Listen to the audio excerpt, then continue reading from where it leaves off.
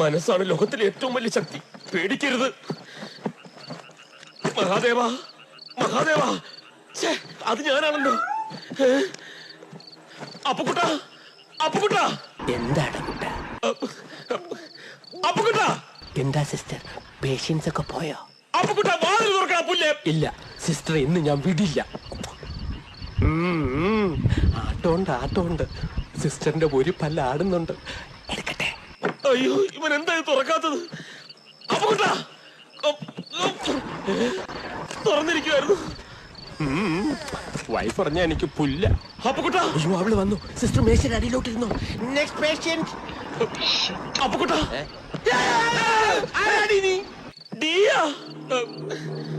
ആരാ ബാക്കില്? മഹാദേവൻ. നീ എന്താ ഈ നൈറ്റി ഒക്കെ ഇട്ടോണ്ട്? ഇത് നൈറ്റി ഒന്നും അല്ലടാ പോത്തെ. ഇത് ഞങ്ങൾ ഗൾഫിൽ എടുത്ത ഗൗണാ. നീ എന്തിനാ ഇപ്പൊ ഇങ്ങോട്ട് വന്നത്? നീ എന്നെ വിളിച്ച?